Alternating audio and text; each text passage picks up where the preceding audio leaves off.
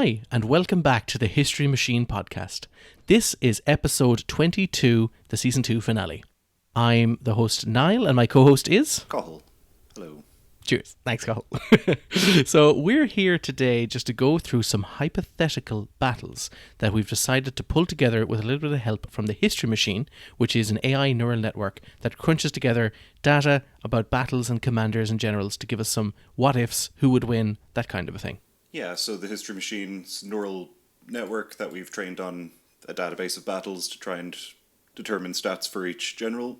So now we're putting together some generals who never fought one another, but trying to see maybe how they would have done under different scenarios. Yes. So this hypothetical battle is one that is sometimes mentioned, but it's a real fantastical kind of a thing. So because it's very fantastical, we're going to give different examples and different hypotheticals based upon the unusual nature of these battles.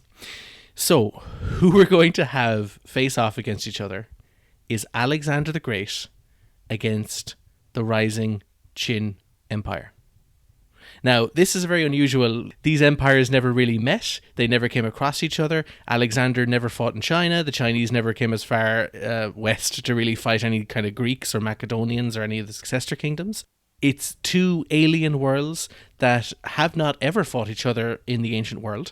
And this hypothetical is to kind of put it out there and go, how would they do in this scenario? And how would they do under specific circumstances? So this, as we said now, is something that the History Machine can really work with, and we can play about, mess with it, and mess with the hypotheticals.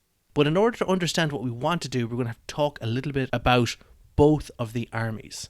So the first one we'll talk about is the Qin. Now, the Qin, they are the rising Chinese dynasty. We did several episodes on them and what they're involved with and how they formed effectively the first proper Chinese empire. I know there's a mythical one on before it, but the Qin are a group of people considered the lower tier of the various Chinese kingdoms, and through a combination of political machinations and different changes and social economic policies, mostly through the teachings of Lord Chang and the implementations of those policies, they end up creating a totalitarian state that's objective is warfare. So this state is pretty much, it's geared for warfare. In the same time, we're going to look at the other group of people that are kind of famous or infamous, depending on what part of the world you're in, and that would be the Alexander the Great Macedonians. Now, the Alexander the Great Macedonians, like the Qin in a very similar way, kind of considered a backwater group of people. They're the barbarians of the north. It's only under a situation where there's a bit of reform and they get some people in charge, namely Philip II, that they're able to pull together and create this similarly, and very similar in terms of the background, another like top tier army that's going to go on and just conquer everything around it. These are the two opponents, the Alexandrian Macedonians and the Qin Chinese.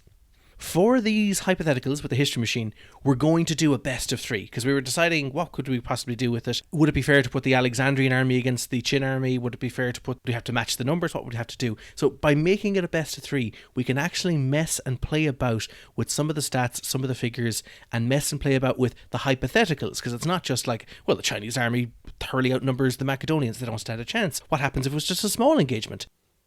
For the first potential hypothetical battle we're going to do here, we're going to just get a no weight class situation where it's the Macedonian army of the classical world against the Qin army.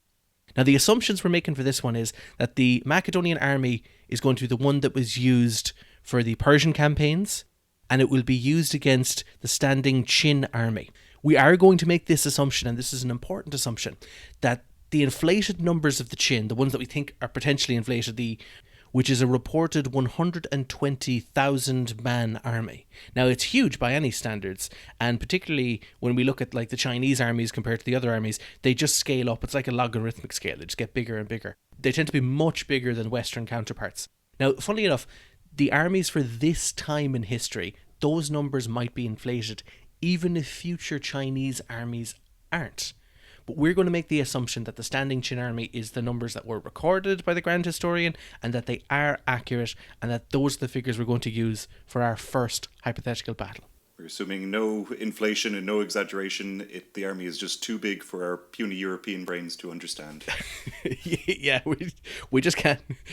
Carl, we just don't have the work ethic to properly grow rice. It doesn't work. If we did that, and if we reduced the number of slaves, we might be able to produce a larger number of quality soldiers. But at what cost, Carl? So, Carl, let's go through this first battle. So, Alexander, what is he bringing to the battlefield? Bringing in 37,000 troops, obviously largely heavy infantry, heavy armour and spears, more or less. Some amount of cavalry and relatively small missile units, I would say. Yeah, you're very right. It's a very typical Alexandrian army. It's the kind they've built. It is the one they've brought to Persia. It is, as you mentioned, infantry heavy. So it's a very cutting-edge, top-tier army, and it's ready to go. Now, the counterparts we're looking at here that they're going to fight, the Qin, they are bringing to the battlefield a much more different army. So, Cathal, do you want to go through a few of the numbers and figures that the Qin are bringing? So they have a massive 120,000 units. So a reasonably standard kind of split of infantry to cavalry, making that up. However, the real big difference is the missile units. The Qin army have crossbows, which not around in Europe at this time, and a huge portion of the army crossbow units. They are crossbow heavy and crossbow dependent. Now, the advantages of that is you can train crossbowmen really, really quickly. You can gear them up. You can arm them up. They're ready to go. Now, where that plays in here is they're literally going to have so much firepower that it's just going to smash into whatever hits them. Now, if they were against the normal enemy, which is another Chinese army, or potentially some steppe nomads, this heavy rate of fire is just absolutely ideal. Now, with that said, the Chinese still have heavy spear infantry. They still have heavy cavalry. They still have light cavalry. They still have, every now and then a few chariots intermingled into there. So it's a mixed combined forces. There's a big, nice little mixture of everything that's very well organized, very well drilled, with a nice officer corps established and ready to go. So the Qin army at this time is, even if we're assuming the numbers are correct here now, it's a well-drilled, well-regimented, well-put-together, well-manageable force. The Qin are able to manage this. It's not just a one-trick pony as well. They are able to do a lot of different things. Now, comment a tiny bit on the crossbow as well. The crossbow that they're using is actually a fairly low poundage in comparison to European crossbows, which won't be in vogue for about 1,000 or so years later, maybe 1,500 years later. Crossbows are not going to be the same. They're just much lighter. It's all about getting a very large volume of projectiles into the air. So Alexander does have, as we mentioned, really great heavy pike infantry. He has a little bit of, as we mentioned, kind of archers and projectiles. He has some nice light cavalry, and he has some excellent top tier heavy cavalry as well. And of course then interspersed among them are a bunch of kind of Greek mercenaries as well, fighting in a more kind of the hoplite tradition. But altogether, we have a very flexible, very diverse, interesting army composition against another albeit very large, but also quite a diverse army composition. So, Cathal, with all that in mind, and we've kind of been yammering on about this is going to be the first big battle between the Qin and the Macedonians. What does the history machine think is going to happen? So one more small bit of yammering before I give the final result. Go for it. But I thought I should mention that I had issues. I was tackling kind of a glitch in the history machine before we could get the final results. I think I mentioned on a lot of previous episodes, the history machine, because Alexander has so many battles and wins all of them, the history machine actually got skewed, where it started kind of what I always assumed it was recognizing the army composition, just thinking that one works really well at this point in time. Yeah. And so it was always giving kind of a skewed higher expectation of victory to Alexander. Okay. But I put in these data for these battles, and it was giving him overwhelming winning odds, like way beyond what it should be. I was trying to figure out what was going on. Right. Because the army compositions were the same for the latter battles. It turns out that it wasn't even looking at the army composition, it was just looking at, like, the capital city, and, like, a bad history YouTube channel just so, like, oh, that's Alexander, he's gonna win. Okay. He's gonna beat them all, because it's Alexander. So... nothing more to investigate there. So I had to go back in, kind of remove the information about the kind of home coordinates for each army. And then it started giving more reasonable results. And it does still seem to pick up on some elements that, based on the army composition that this is Alexander, and I think some of the results reflects that, but it's not so biased where it just kind of looked at where he was from and being like, well, Alexander, great, gonna beat them all. Doesn't matter what the armies look like. That is mental. So just listeners, for your own knowledge, for the last update for the History Machine, we were pulling together some extra information. We decided it would be a good idea to give the armies kind of home base coordinates, and that was to kind of help with the whole home field advantage, or potential home field advantage, whether or not it existed or not, and also the idea of like, you know, you're 1,000 miles away from home, this is going to be a very difficult battle, you probably don't have much of a chance, or whatever it might be. Could also be technological differences as you cross kind of one region into another. Exactly, and then similarly, we had also given the coordinates of where the battle happens, and that gives a better idea. Where sometimes it kind of goes, oh, this is what this is what this area is, and possibly someone might have an advantage or a disadvantage in that terrain, or it might be closer to home. Yeah, it might pick up that a certain area.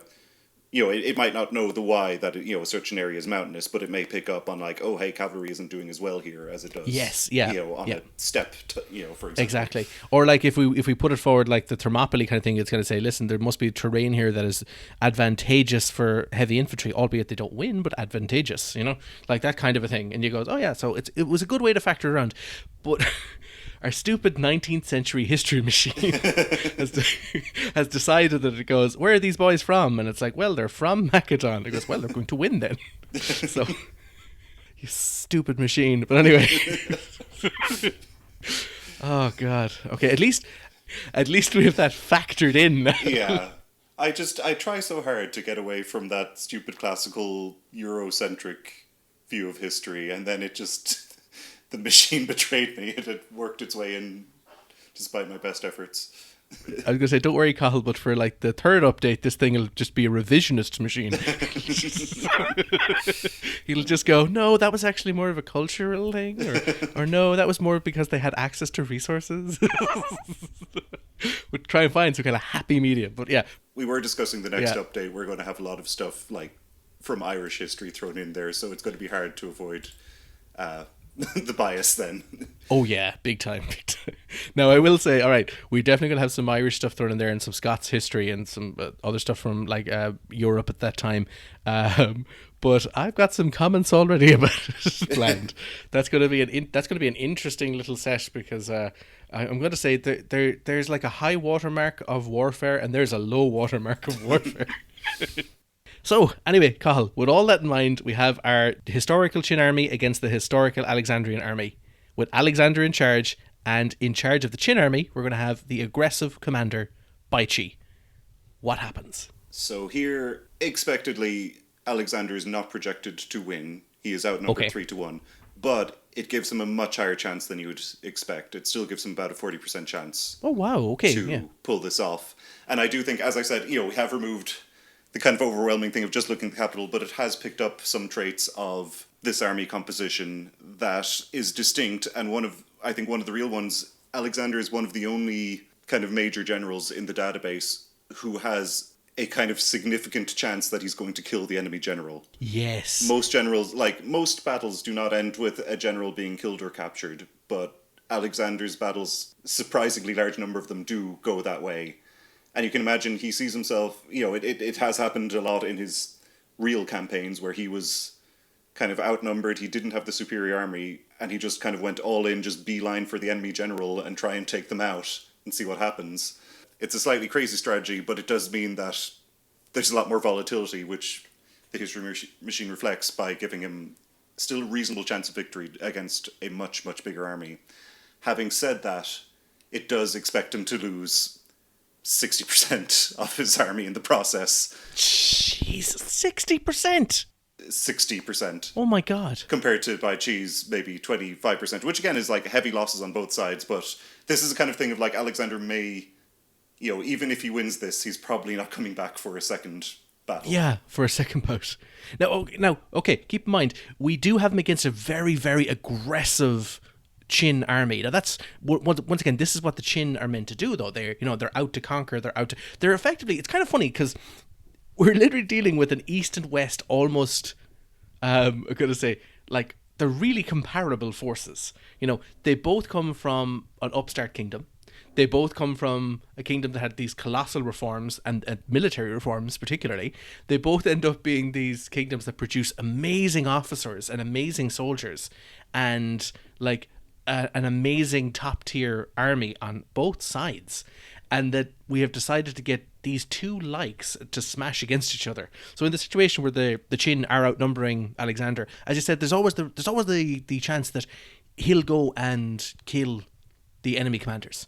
And we have seen in earlier examples of Chinese history that killing the commander is a very big deal. You know, you might kind of go, oh, maybe they have the organization or the structure to survive the commander being massacred. But that's not the case. It's the same kind of thing, you know, it's the same kind of upset that affects Western armies as Eastern armies. When the commander is killed, you can often get a full rout.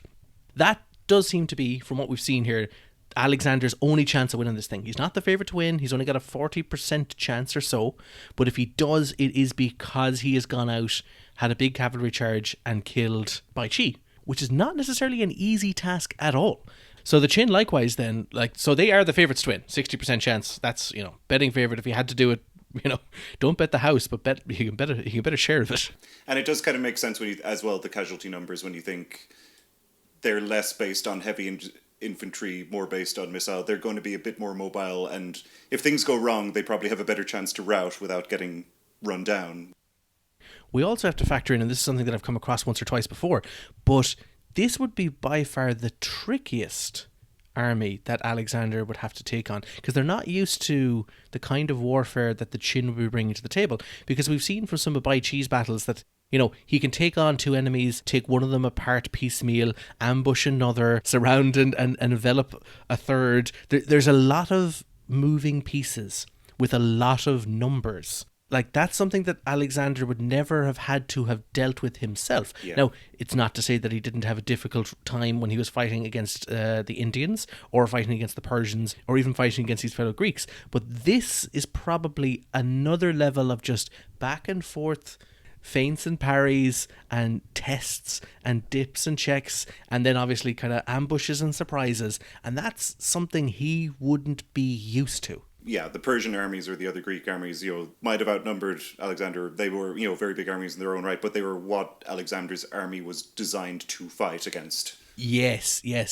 And they're almost, the Persian armies are almost funneled into him in terms of, like, he's got this little just, killing, like this is just line of killer infantry, and the opposing army is just kind of funneled into it, as opposed to kind of, maybe we should not fully engage these guys and just fire a few shots and have everybody unload their crossbows and see what happens.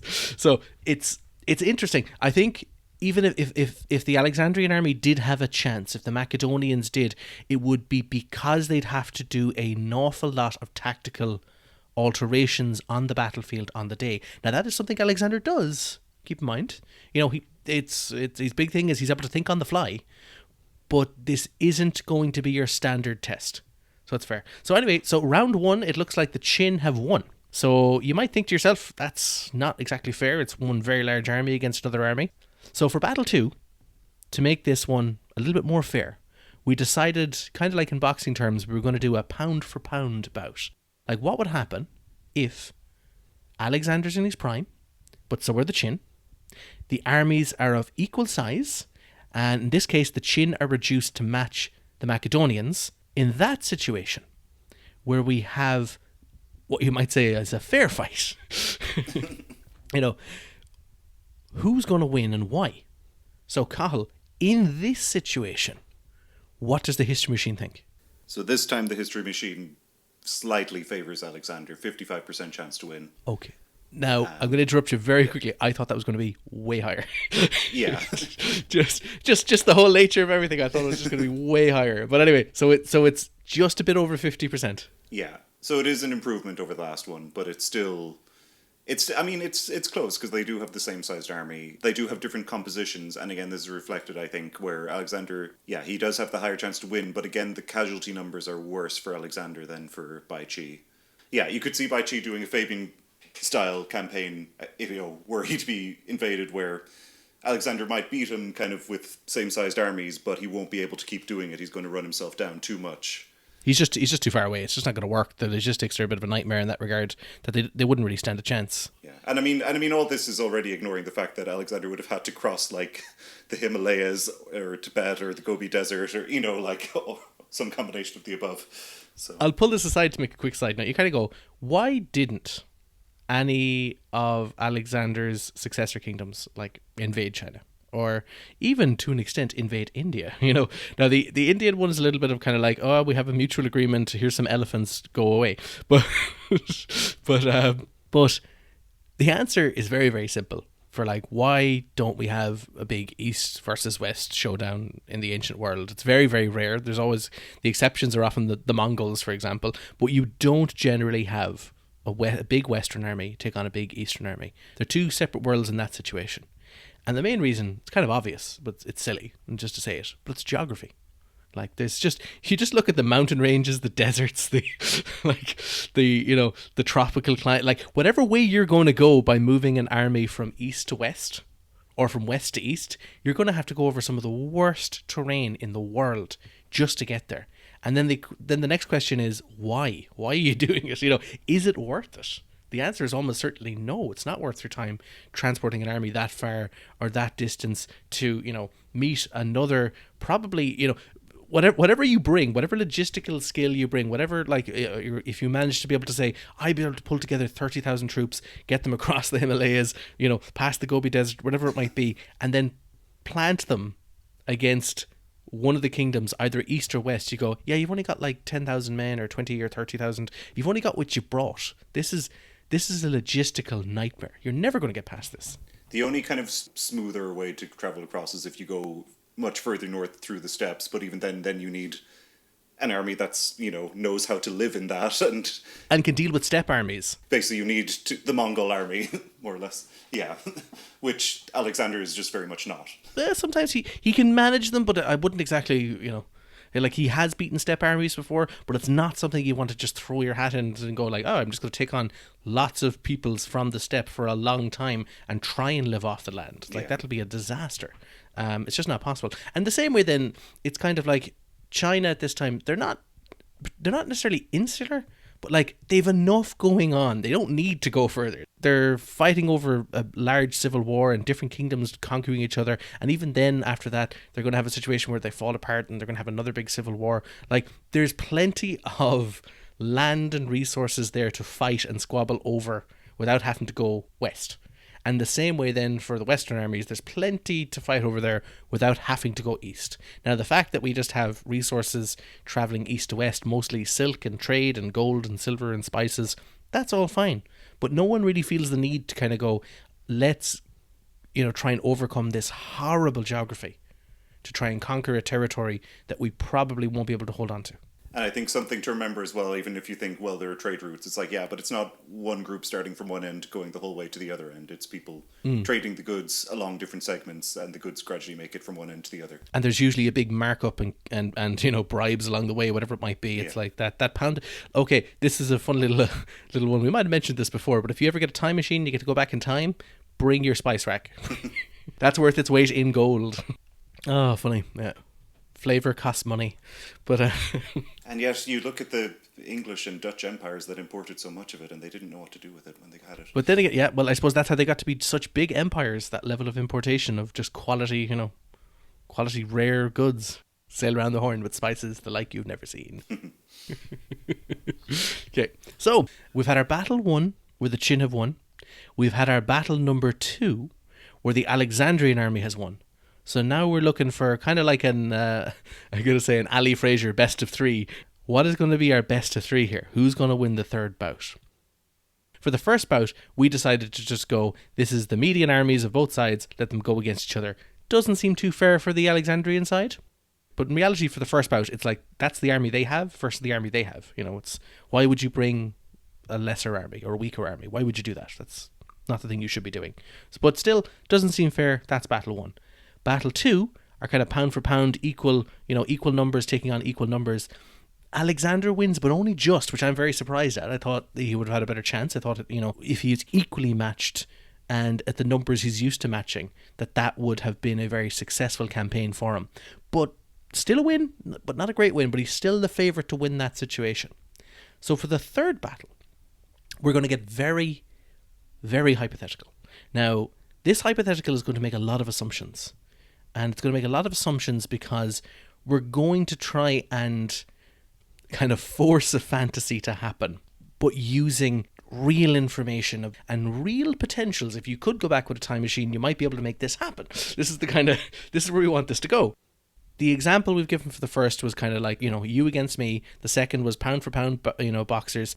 This third one's going to be an old champ against a new contender. The what ifs we're going to play with are, what if Alexander lived? And what if he lived to explore China? Now, what if this Alexander was able to take on a newly reformed legalist Qin? Is that even possible? What if this Alexander is still alive and he's fighting a young Bai Qi? What does that even look like? So in this situation, the Alexandrians are obviously older. Now, that means that Alexander doesn't die in his early 30s. It means that we're making the big assumption his empire doesn't fall apart.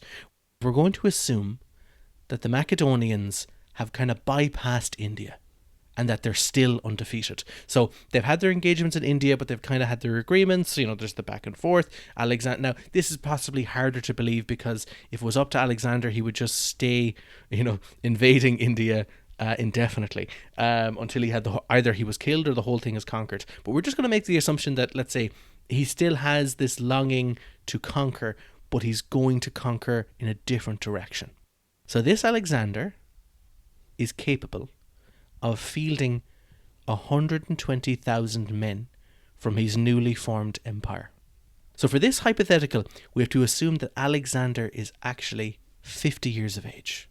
Now that's to make these numbers kind of work. It's to make sure that he gets to take on a reformed Qin kingdom that is able to take him on, that he's not taking on a Qin kingdom that's, impoverished and underdeveloped and doesn't have the military capabilities. And in order for that to exist, Alexander has to be 50 years of age.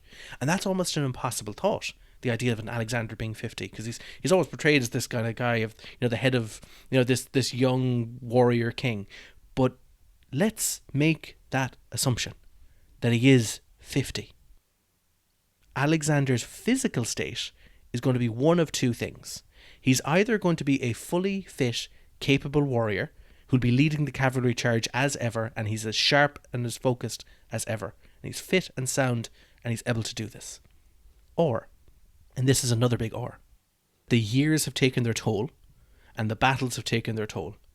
And like his father, Philip II, Alexander is nearly crippled with injuries from decades of conflict. And as a result, he's now going to command the infantry in the same manner that Philip II did. Now, I would personally believe, and Carl, you might agree or disagree with me, I think the second option is much more likely. But what do you think? I think it is, based on other generals we've seen who just hit an age and they just don't seem to be as sharp, or maybe they're too convinced maybe by their old ideas that used to work. They don't have the same... Yeah.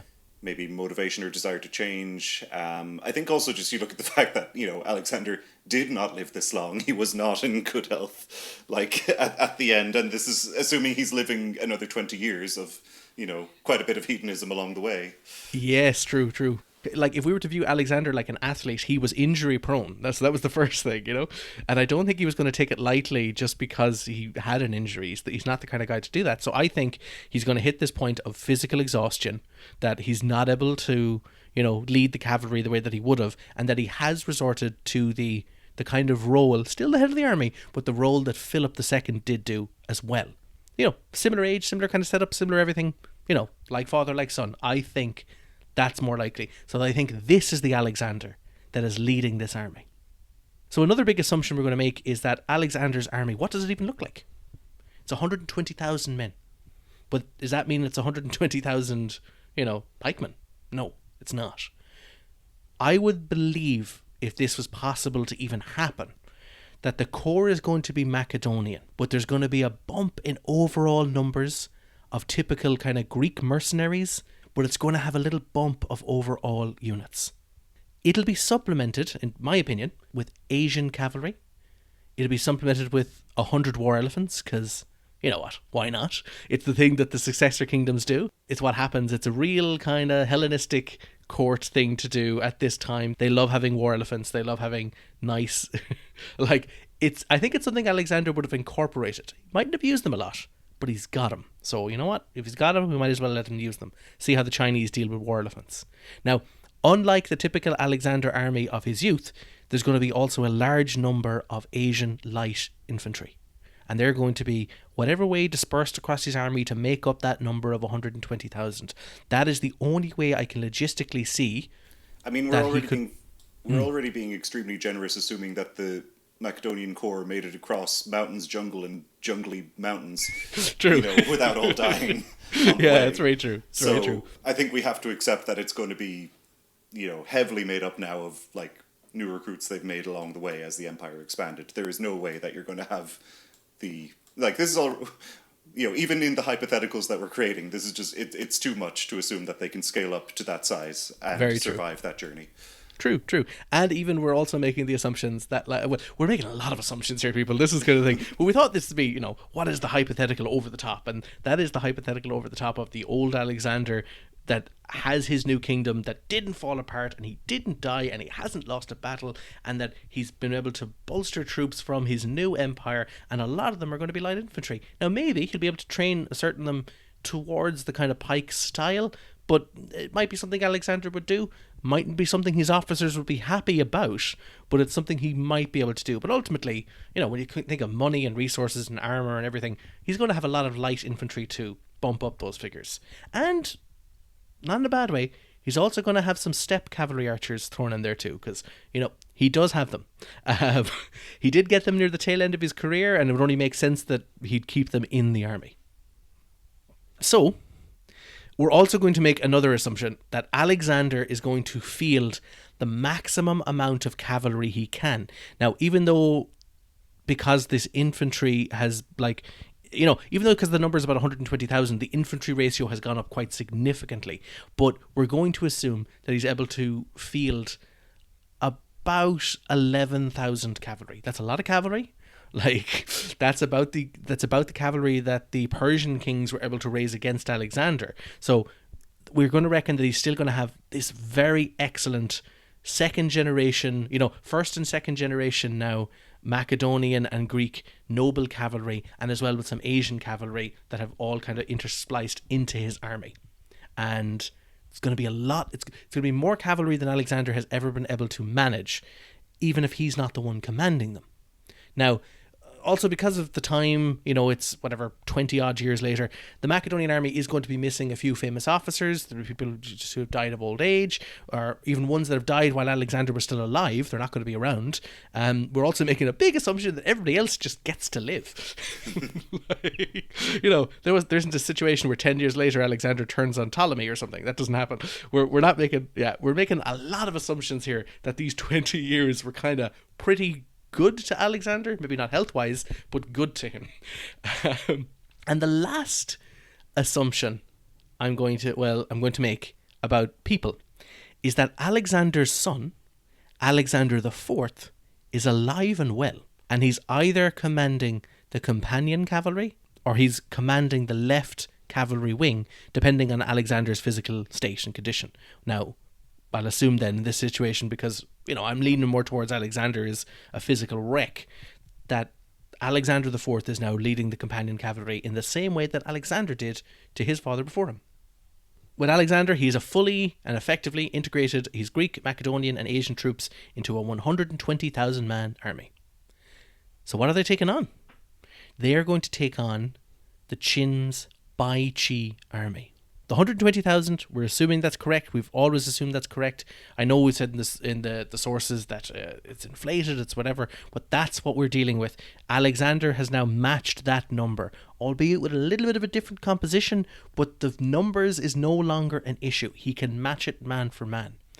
So Bai Qi's Qin army is crossbow heavy.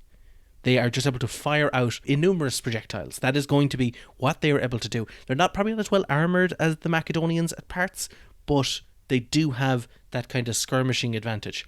And another assumption is that the cavalry numbers will be matching the Macedonians. Now, in quantity, if not quality. It's hard to make the comparison because the Chinese did tend to have good cavalry, but they tended to have good cavalry on the basis of either getting quality horses from steppe nomads and then using those, or even hiring steppe nomads themselves. So, but we're assuming that the Qin have pulled together their best cavalry for this engagement. They've got reasonable numbers and they can match the cavalry numbers of Alexander. The Qin army would be very well equipped. It's very experienced.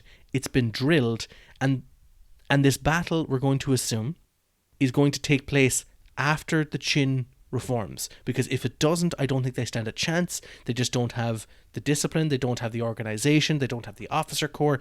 We are dealing here with a reformed Lord Shang Qin army taking on a newly formed kind of Alexandrian Empire army, or a Macedonian Empire army. That is what they're taking on. And we'll assume this battle takes place in our time machine by by going back and placing a few select butterflies to make sure things happen. But we're going to assume that this battle takes place in minus 306 BC. These armies are going to meet about halfway from their own capitals, just so that it's not a kind of home team advantage. They're going to try and meet and engage each other. To keep in mind that the Chinese, where the Qin are located, it's fairly central China. They have still a bit of a distance to go. It's territory they probably wouldn't be able to normally traverse or get past, but they are going to deal with an Alexandrian army by that way. So that is the plan. So it's just to minimize the amount of troops that Alexander might lose en route and vice versa. So that's the kind of idea. So to keep in mind, the age of the combatants, we've mentioned Alexander is 50. Now, if Alexander is 50, his officer corps, funnily enough, they're still around, a lot of them. Ptolemy would be 63. Now, Antiochus would be 76. And you might go, oh, come on, Niall, Cathal. That's just too old. And I would say to you, Antiochus actually died in battle at the age of 81. So this isn't even an issue, right? Sometimes the history outdoes our own, wild assumptions on how just wacky things are. It does. I love that idea. It's like, no, he's too old. You go, I think you'll find he isn't. But in this situation, then, that makes, if we've an Alexander 50, we've an Antiochus who's 76, and Alexander the Fourth, the son of Alexander the Great, he's 18. So he's pretty much, he's the age of the young, majestic, up and coming Alexander the Third, Alexander the Great. So we do have, hopefully, the apple hasn't fallen far from the tree here. We've got, but there's nothing to suggest he wouldn't be a capable soldier and a capable cavalryman. So, that's the thing. So Alexander the Fourth is going to be part of this. Now, on the opposing side, Bai Qi is going to be their opponent. And this is why we needed the 20 odd years or so to make this happen, because to run these numbers and to set it in minus 306 BC, that would leave us with a 26-year-old Bai Qi. Bai Qi, kind of his heyday, were possibly his middle age, a few years later. But we're going to make we've made a lot of assumptions for Alexander. I'm going to say that. Yeah. We have made a lot of Alexander assumptions, but the assumption is that Bai Qi at 26 is very capable, he's sharp, he's skilled, and if anything, he's more aggressive than his older self, and his older self is very aggressive. So that's what we have. That is what we've got lined against each other. 120,000 against 120,000.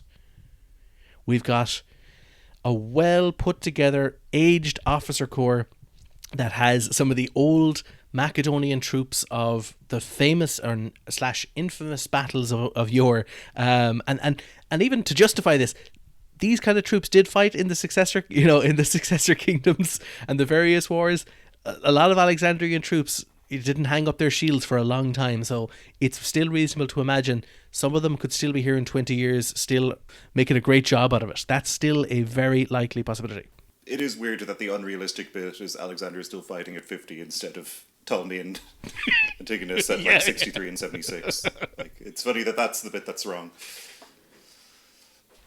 So, Cathal, there is a lot that we've thrown at it there. There's a lot that we've thrown at the history machine. There is a lot of assumptions we have made. There's so much that has been thrown in there. So, with a lot of that in mind, what, for the deciding round, does the history machine think of the Macedonian Empire against the Qin. The History Machine thinks this is a total anticlimax. Alexander gets hammered. Ah! It gives Alexander almost no chance of winning this. His army is pretty much wiped out. So I think a large part of this is, like, as I said, the History Machine, it puts a lot of faith in Alexander's original army composition. Yes. It always kind of gives a bit of a special edge to that. Even when outnumbered, it gives it a solid chance. But in this scenario, as we've scaled it up, that falls apart, and the History Machine now has no faith that Alexander knows how to wield an army like this. It has no faith that this composition is proven to work. Whereas Bai Chi, he's still just going with his historical one that did work and is established in the database, and it just thinks that he's going to steamroll Alexander in this scenario. Wow. So what kind of stats are we looking at here? Army, like, practically wiped out, like 95% casualties. Oh my god. Bai Okay, Chi right. only taking maybe like 10%. Cathal, does his son make it out alive? Alexander IV didn't help, to say the least. He's not going to be like his dad. He's just going to be like the billionaire failed son, and just mess this up. Thought he could have done something with that, but no. We got a right little Commodus here. But then again, you see, if Alexander isn't leading the charge, like for the last few battles, the big upset was going to be that Alexander was going to do a ferocious charge, kill the enemy commander, and win the day that way, which he had done attempted to do historically.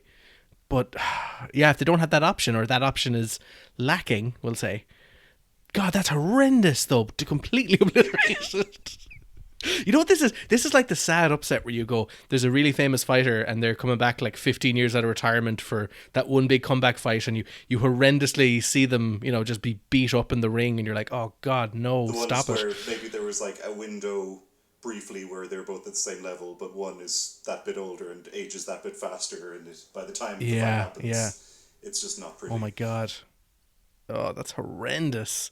So yeah, this is like the kind of sad Ali versus Larry Holmes situation where you go like, oh no, just somebody's way past their prime. So so the History Machine, I suppose, it gave a lot to Alexander. It's given a lot to like Caesar and a few others. It's behaved in that 19th century historian thing. But I suppose if they let Alexander get old, they're like, nah, he's past it.